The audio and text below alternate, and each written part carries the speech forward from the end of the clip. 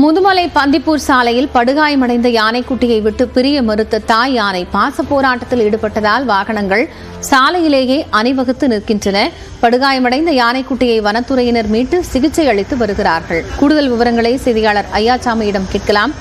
ஐயாச்சாமி, ஒருபுறம் யானையினுடைய பாச போராட்டம், இன்னொரு புறம் வாகனங்கள் அணிவகுப்பு, இப்படி இருக்கு, சூழல் என்ன? காயத்ரி, நீலகிரி மாவட்டம் முதுமலையிலிருந்து மைசூர் செல்லக்கூடிய பந்திப்பூர் சாலையில் இன்று ஒரு புலி யானைக்குட்டியை வேட்டையாடியது. அப்பொழுது தாய் யானை அந்த யானைக்குட்டியை மீட்க கடுமையாக போராடியது.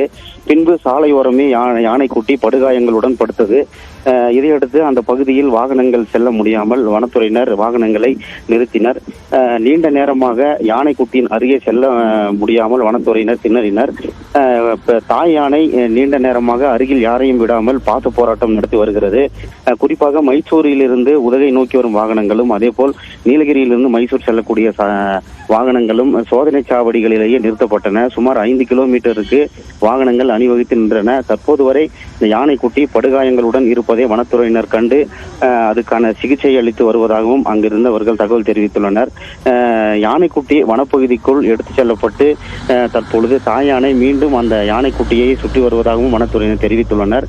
இதையடுத்து ஒரு 3 மணி நேரத்திற்கு பிறகாக வாகனங்கள் அனுமதிக்கப்பட்டுள்ளன. அதுவும் யானை மீண்டும் சாலைக்கு வந்து விடாத வண்ணம் வனத்துறையினர் கண்காணித்து வருகின்றனர். இந்த யானைக்குட்டி சாலையோரம் படுத்திருந்த போது பெரிய வாகனங்கள் செல்லும் பொழுது யானை அதை வாகனங்களை தாக்கச் சென்ற காட்சிகளும் இதில் பதிவாகியுள்ளன. தற்போது வனத்துறையினர் அந்த யானைக்குட்டிக்கான சிகிச்சை அளிக்கும் முறையை தீவிரமாக ஈடுபட்டு வருகின்றனர்.